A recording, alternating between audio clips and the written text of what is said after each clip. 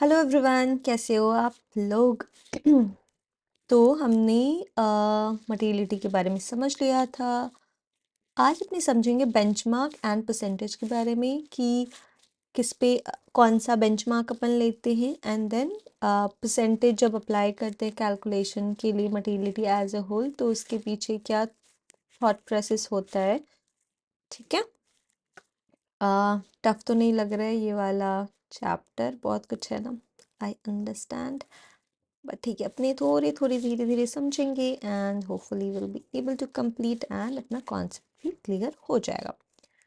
तो if you remember, अपने जो मटेरियलिटी का ओवरव्यू वाला क्लास करे हुए थे, तो इन दैट क्लास अपने डिस्कस करे थे कि बेंचमार्क होता क्या है। बेंचमार्क वही जिसमें अपने डिस्कस किए थे कि असेट होता है, असेट बेंचमार्क लेते हैं, या फिर प्रॉफिट का बेंचमार्क लेते हैं। बेंचमार्क वही होता है कि लाइक जिस पे आप मटेरियलिटी कुछ किसी अमाउंट के बेसिस पे कैलकुलेट होगा, राइट।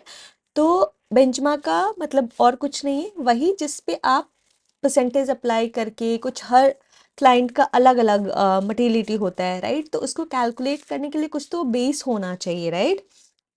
तो उसी को बेंचमार्क बोलते हैं कि जिसके बेसिस पे आपका मटेरियलिटी जो है वो डिपेंड करता है, जिसके बेसिस पे आपने कैलकुलेट किया है या फिर करेंगे, उसको ही बेंचमार्क बोलते हैं। और कुछ नहीं है, आपने डिस्कस भी करे थे कि एक ऑर्गेनाइजेशन में बहुत डिफरेंट टाइप्स के बेंचमार्क्स होते हैं एंड अपने को देखना है कि मोस्ट रेलिवेंट कौन सा है। हो सकता है कि बहुत सारे अपने मल्टीपल जो बेंचमार्क्स हो वो आपके लिए रेलिवेंट, आपको लग रहा हो कि ये इस ऑर्गेनाइजेशन के लिए सही है, बट उसमें से आपको जो मोस्ट रेलिवेंट होगा उसी के बेसिस पे आपको आगे बढ़ना है एंड देन क्या करनी है कि मटेरियलिटी का कैलकुलेशन करना होगा। तो बेसिकली होता क्या था, जो materiality as a financial statement level पे जो होता था, जिसको अपन क्या बोलते हैं, ओवरऑल मटेरियलिटी भी जिसको बोलते हैं, वो कैसे कैलकुलेट होता था। बेंचमार्क लेते थे मल्टीप्लाइड बाय परसेंटेज। परसेंटेज भी अगेन आपका जो प्रोफेशनल होते हैं, जो ऑडिटर होता है, उनकी जजमेंट पे डिपेंड करता है कि कौन सा परसेंटेज लेना है। बट अकॉर्डिंगली इसमें जो लॉजिक रहता है इस परसेंटेज लेने का, वो भी अपने डिस्कस करेंगे, ठीक है। तो बेंचमार्क में हमने क्या क्या सीखा था कि बेंचमार्क में हो सकता है कि हम टोटल असेट्स पे लें, टोटल एसेट्स के बेस पे बेंचमार्क करें, रेवेन्यू पे करें, प्रॉफिट पे करें,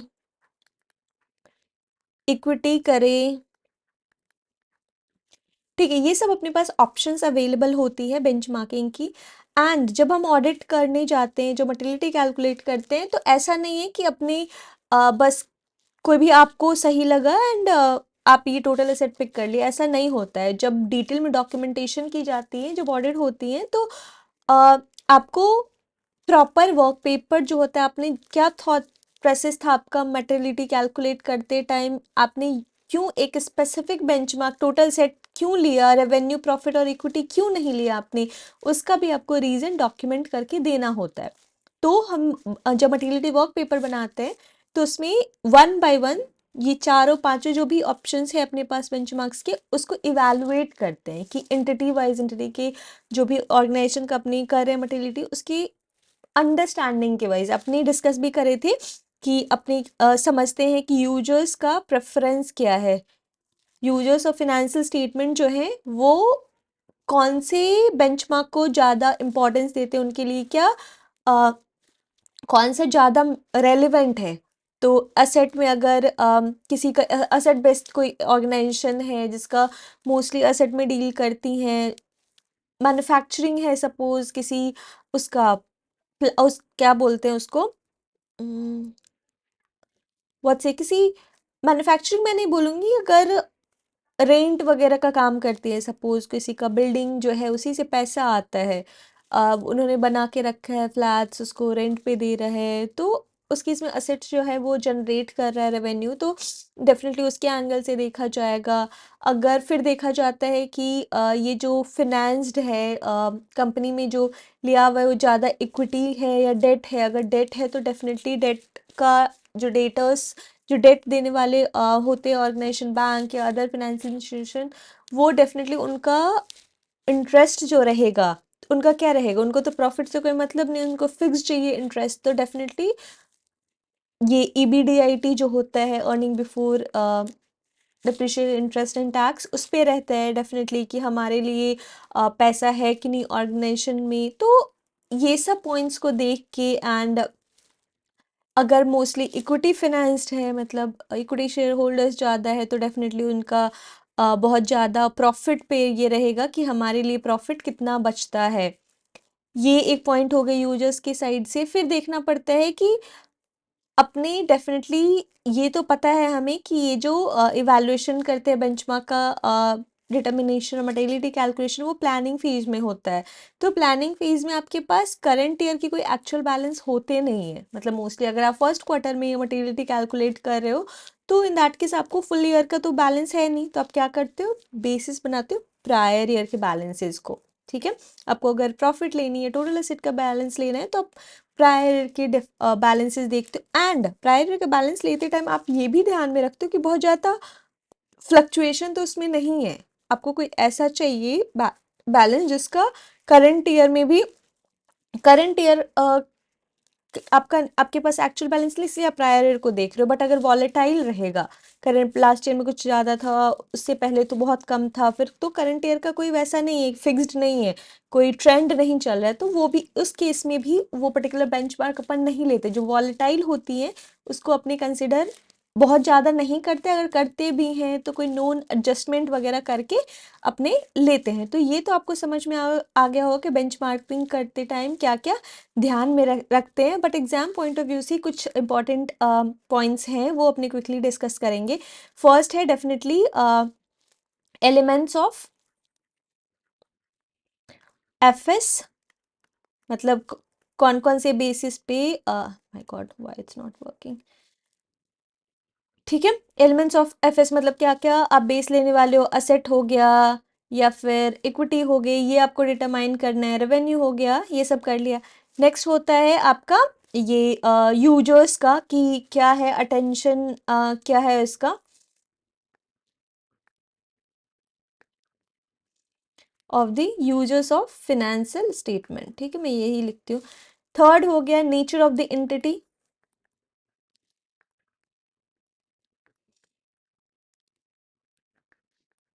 जिसमें मैंने बताया था कि ये डेटर्स है कि नहीं, ऑर्गेनाइजेशन क्या कैसी है, क्या चीज़ में डील करती है, प्रॉफिट किससे आता है, ये करते हैं। लास्ट में अपना क्या था, वोलैटिलिटी। एग्जाम में ये वाला आप याद रखिएगा, इनकेस कुछ क्वेश्चन आए कि बेंचमार्क सेट करते टाइम, डिटरमाइन करते टाइम और आइडेंटिफाई करते टाइम कौन कौन सा फैक्टर्स ध्यान में रखना है, तो वो क्या है, चार है। एक elements of financial statement, second की attention of the users of the financial statement, third nature of the entity, and fourth होगा वोलैटिलिटी। ठीक है, अपने ये वाला देख लिया, क्विकली मैट में जो लिखा हुआ है वो कवर करते हैं। तो लिखा हुआ है फर्स्ट में, determining materiality involves the exercise of professional judgement.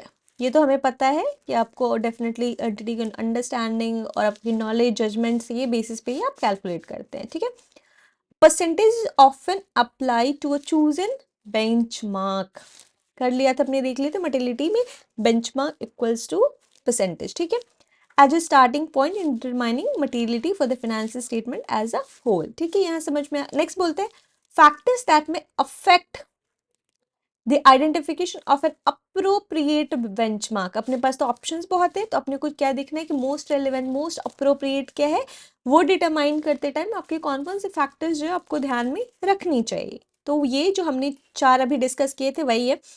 First is elements of the financial statement, मतलब क्या क्या बेसिस लेके आप इवेलुएट करने वाले हो, एंड देन लास्ट में डिटरमाइन करोगे कि which one is the most appropriate. ठीक है, तो ये आपने देख लिया। सेकेंड आपने डिस्कस किया था क्या, attention of the users of the financial statement. तो वो लिखा whether there are items on which attention of the users of the particular entities financial statement tends to be focused. क्या चीज़ पे ज़्यादा फोकस है, मतलब मेजॉरिटी जो यूजर्स है वो क्या, क्योंकि छोटे मोटे को तो डेफिनेटली हम सबको सबकी बातों को ध्यान नहीं दे पाएंगे, तो हम जो मेजॉरिटी हैं उनको लेके चलेंगे। तो वही बोलते हैं क्या ऐसा है जिसपे फाइनेंशियल स्टेटमेंट की जो यूजर्स है वो ज़्यादा फोकस है, जिनके लिए ज़्यादा रेलिवेंट है, उनके लिए क्या इंपॉर्टेंट। एग्जाम्पल में बोलते हैं for the purpose of evaluating financial performance users में टेंड टू फोकस ऑन इधर प्रॉफिट, रेवेन्यू और नेट एसेट। वो डिपेंड करते हैं कि आपके यूजर्स कौन है, आपको डिसाइड करना पड़ेगा, ठीक है। नेक्स्ट है the nature of the entity, definitely कि कौन से टाइप का है, एंड अंडरस्टैंडिंग के बेसिस पे ही आप आगे बढ़ पाओगे। whether the entity is at its life cycle and the industry and economic environment in which the entity operates, the entity ownership structure हमने डिस्कस किया था कि इक्विटी फिनेंस्ड है या डेट है, कैसे है, द वे इट इज फिनेंस्ड, ठीक है। इक्विटी मतलब कितना परसेंटेज किसके पास है, होल्डिंग वगैरह है कि नहीं, वो सब भी देखनी पड़ती है। एग्जाम्पल में लिखा हुआ if an entity is finance solely by debt, मतलब इक्विटी नहीं है, सारा का सारा डेट है। rather than equity, users may put more emphasis on asset and claim on them than on the entity's earning.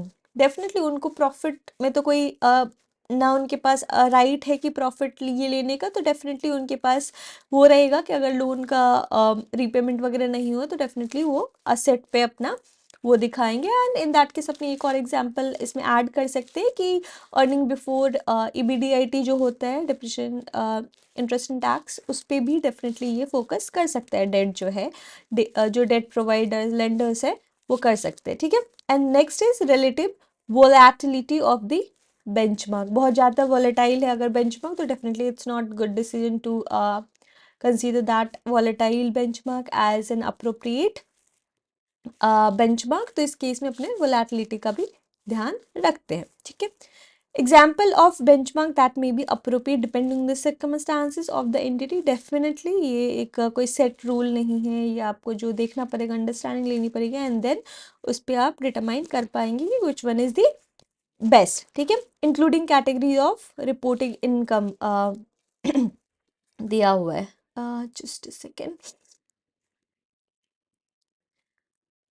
Like next क्या लिखा हुआ है कि profit before tax,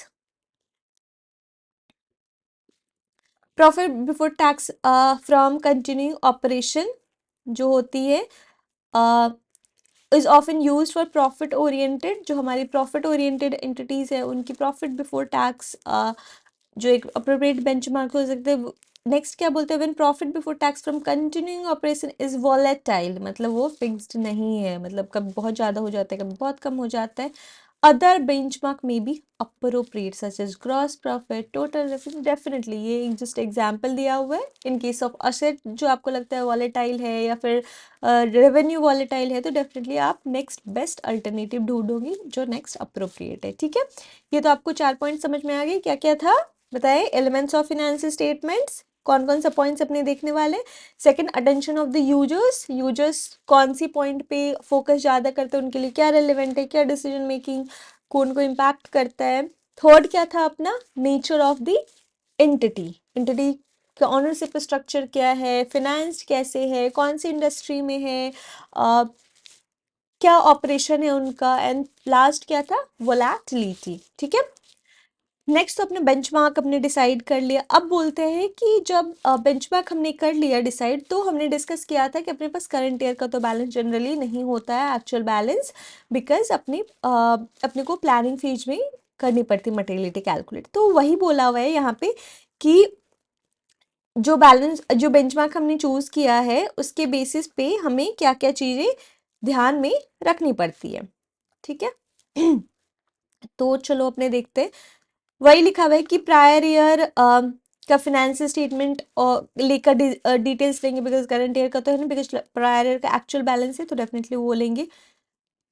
period to date financial result 3 months का, suppose आपके पास अगर profit, ये प्रॉफिट है या फिर रेवेन्यू का लेते हैं, तो अगर 3 मंथ्स का भी करंट ईयर के बेसिस पे इनकेस लेना चाहे तो एक तो प्रायर ईयर का आप ले सकते हैं, फिर करंट ईयर के बेसिस पे अगर ले तो 3 मंथ्स का आपने सपोज एक्चुअल लिया, 9 मंथ्स के लिए आपको प्रोजेक्टेड लेना पड़ेगा, बिकॉज आपके पास तो एक्चुअल है नहीं।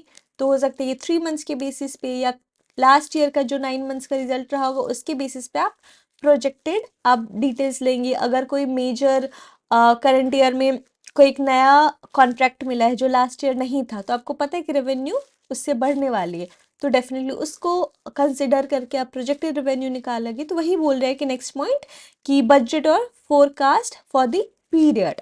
ठीक है, नेक्स्ट लिखा है एडजस्टेड फॉर सिग्निफिकेंट चेंज, जिसमें सिग्निफिकेंट चेंज मैंने एक एग्जांपल लिया कि कोई मेजर क्लाइंट आया है, उसके बेसिस पे आप रेवेन्यू को एडजस्ट करोगे, प्रॉफिट पे एडजस्ट करोगे। बट एग्जांपल यहाँ पे इस केस में लिया हुआ है कि कोई एक्विजिशन हुआ, ठीक है, किसी को आपने एक्वायर किया, तो इन दैट केस और इंडस्ट्री और इकोनॉमिक इन्वायरमेंट में कोई चेंजेस आया, लाइक अभी मार्केट अच्छा है, डिमांड ज़्यादा है किसी पर्टिकुलर प्रोडक्ट का जिसमें हम डील कर रहे हैं, तो डेफिनेटली इन सब को ध्यान में रख के ही एडजस्टमेंट करके अपने को बैलेंस बेंचमार्क निकालना पड़ता है, जिसपे हम परसेंटेज कैलकुलेट करेंगे। ठीक है, एग्जाम्पल क्या बोलते हैं, when is starting point materiality for the financial statement as a whole is determined for a particular entity based on percentage of profit before tax from continuing operation, circumstances that give rise to an exceptional decrease or increase in such profit may lead to audit to conclude that materiality for the financial statement as a whole is more appropriately determined using a normalized profit before tax from continuing operations. वही बोल रहा है कि इस case में कि अगर आपको लग रहा है कि सपोज एग्जाम्पल इस केस में लिया प्रॉफिट बिफोर टैक्स का बेंचमार्किंग किया हुआ है एंड आपको लग रहा है कि कोई एक्सेप्शनल इंक्रीज डिक्रीज होने वाला है, जैसे इंक्रीज का केस ले लिए कि गवर्नमेंट ने सब्सिडी दे दिया, या फिर उस पे तो आपका और गवर्नमेंट ने आपको वो कर रहे हैं, मतलब प्रमोट कर रहे हैं आपकी, जैसे अभी डिजिटलाइजेशन का बहुत ज़्यादा इंडिया में ये चल रहा है, मतलब डिजिटल रिलेटेड, और प्रमोट भी कर रही है गवर्नमेंट, तो उस केस में डेफिनेटली आपको अगर उसमें आप डील कर रहे हो तो चांसेस है मार्केट अच्छा होने का। तो यही सब इन केस कुछ ऐसा है एक्सेप्शनल इंक्रीज और डिक्रीज हो रही है आपके बेंचमार्क में, तो डेफिनेटली बोला कि उसको नॉर्मलाइज प्रॉफिट इस केस में और एडजस्टमेंट प्रॉपर करके ही आप बेंचमार्क रेडी करें। ठीक है, चलो नेक्स्ट अपने डिस्कस करने वाले हैं किसका, परसेंटेज का, कि परसेंटेज जो कैलकुलेट जो बेंचमार्क किया उस पर परसेंटेज क्या लगाना है। तो अपने ये पहले भी डिस्कस कर चुके थे कि ये जो परसेंटेज कैलकुलेट होता है, ये तो फर्स्ट हुआ अपना कि ये प्रोफेशनल जजमेंट डेफिनेटली क्या लगाना है, ये एक तो गाइडेंस वगैरह देख के कर सकते हैं, बट डेफिनेटली हर केस में जो ऑर्गेनाइजेशन की अंडरस्टैंडिंग होती है, ऑडिटर की का जजमेंट जो होता है, एक्सपीरियंस होते हैं, उसके बेसिस पे ये कैलकुलेट की जाती है। एंड डेफिनेटली ये भी डिस्कस किया था कि अगर असेट ले रहे हैं, रेवेन्यू ले रहे हैं या प्रॉफिट, तो सब पे सेम परसेंटेज नहीं होगा, बिकॉज ये तो फिर ठीक नहीं है ना। हर एक मटेरियलिटी ऐसा होना चाहिए जो सबके बेसिस पे ऐसा असेट का जनरली क्या होता है, प्रॉफिट का अमाउंट सबसे कम होता है बहुत ज़्यादा, बिकॉज रेवेन्यू में फिर एक्सपेंस वगैरह माइनस करके कॉस्ट ऑफ जो गुड्स सोल्ड और सेल्स होता है वो वगैरह माइनस करके अपने को लास्ट में प्रॉफिट आती है, तो डेफिनेटली ये क्या होता है अमाउंट रेवेन्यू का ज़्यादा होगा। तो अगर इस पे भी हम 10% अप्लाई करें, प्रॉफिट पे भी 10% अप्लाई करें, असेट का वैल्यू जनरली बहुत ज़्यादा होता है इन दोनों के कंपैरिजन में, तो अगर सब पे सेम करेंगे तो वो तो सही नहीं होगा, राइट। मतलब मटेरियलिटी सब बहुत ज़्यादा हो, जो लास्ट ईयर में सपोज हमने रेवेन्यू पे किया था तो कम आया होगा, अगर करंट ईयर में सेम परसेंट हम असेट पे करेंगे तो मटेरियलिटी बहुत ज़्यादा आ जाएगा। तो वही बोलते हैं कि डेफिनेटली जैसे जैसे ये वैल्यू कम होगा, ये परसेंटेज का अमाउंट, परसेंटेज जो होगा वो बढ़ते जाएगा। ठीक है, यहाँ पे क्या हो रही है, वैल्यू धीरे धीरे नीचे कम होती जा रही है, तो परसेंटेज बढ़ेगी। फॉर एग्जाम्पल हम ले लेते हैं, अगर प्रॉफिट के केस में आपने 10% लगाया, ठीक है, तो रेवेन्यू के केस में आप 1% लगाएं, असेट के केस में आप 0.1, तभी आपका मटेरियलिटी बैलेंस्ड होगा। ठीक है, अपने यहाँ क्विकली रीड करते क्या बोलते, there is a relationship between percentage and the chosen benchmark such that the percentage applied to profit before tax, इसकी बात कर रहे हैं, from continuing operation will normally be higher than the percentage applied to total revenue। वही बोला है कि 10% जो है definitely higher than 1%।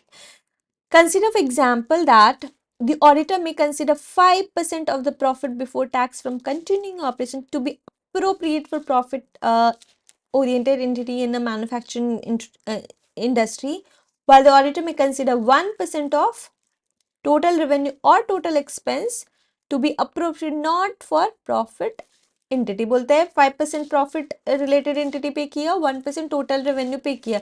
हायर और लोअर परसेंटेज जो भी हम, ऐसा नहीं कोई फिक्स्ड है रेट परसेंटेज की 5% लेंगे 1%, वही बोल रहे हैं कि हायर और lower percentage however may be deemed appropriate in different circumstances. वो ऑडिटर के अंडरस्टैंडिंग पे या फिर एंटिटी का जो बिजनेस कैसा चल रहा है, लास्ट ईयर कितना प्रॉफिट वगैरह में फ्लक्चुएशन है, ये सबको ध्यान में रख के ही ये परसेंटेज भी लिया जाता है. बट हाँ, ये वाला ट्रेंड ध्यान रखने की, वैल्यू जैसे ही नीचे आएंगी परसेंटेज ऊपर जाएंगी. ठीक है, चलो मटेरियलिटी आज बेंचमार्किंग परसेंटेज में इतना ही. मिलते हैं नेक्स्ट क्लास में, तब तक पढ़ते रहे. इनकेस कुछ क्वेश्चन होगा let me know. Bye bye.